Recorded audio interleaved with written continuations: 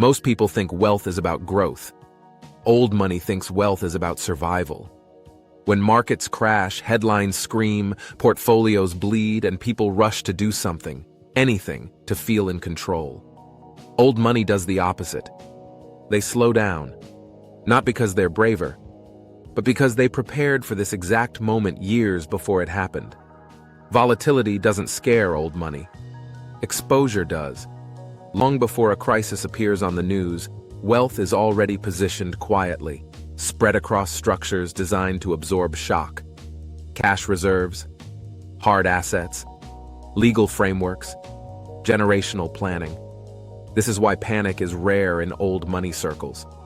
They don't wake up to surprises. They expect instability. Most people build wealth like a house of cards, everything dependent on one income stream, one market, one decade going well. Old money builds like engineers, redundancy everywhere. If one asset fails, another carries the weight. If one decade underperforms, the next corrects it. That's the real difference. Market crashes expose behavior.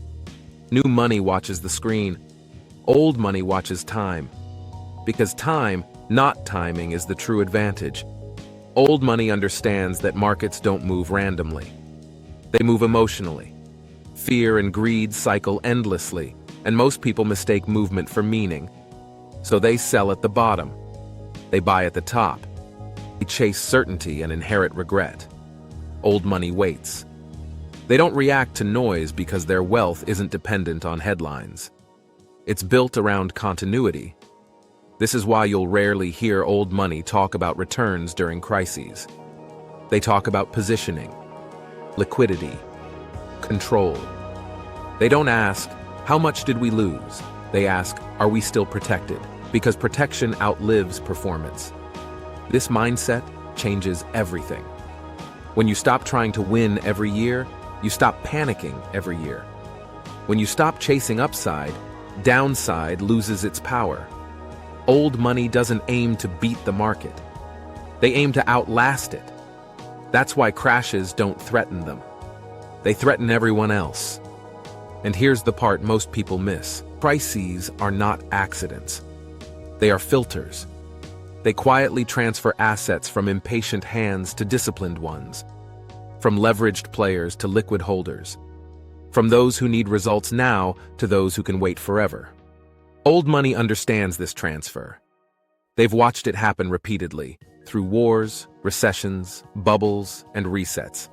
Nothing here is new. What's new is how many people still believe reacting fast is the same as acting smart. It isn't. Silence during chaos is not ignorance.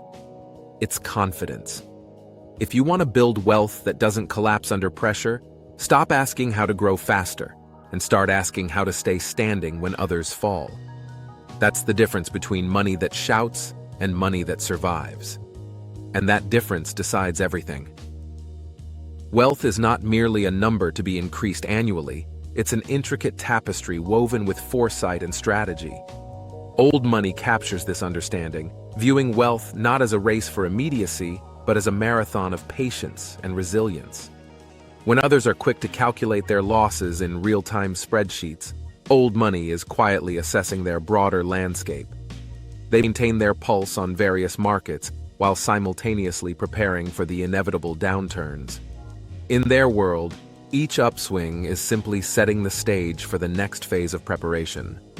Old money recognizes that wealth management is a craft honed over generations, where each decision is part of an ongoing narrative rather than a fleeting episode. They invest time and resources into cultivating a broad array of assets, understanding that diversification is more than just a safeguard. It's a principle of their philosophy. While others scramble during economic turbulence, seeking immediate reassurance, the stewards of old money possess an unwavering resolve, guided by readiness and a deep-seated understanding of economic cycles. Unlike new money's knee-jerk reactions to market shifts, old money's calm deliberation encapsulates their confidence. If this way of thinking resonates, stay close. Hidden Fortune exists to explain the rules no one teaches, quietly, clearly, and without noise.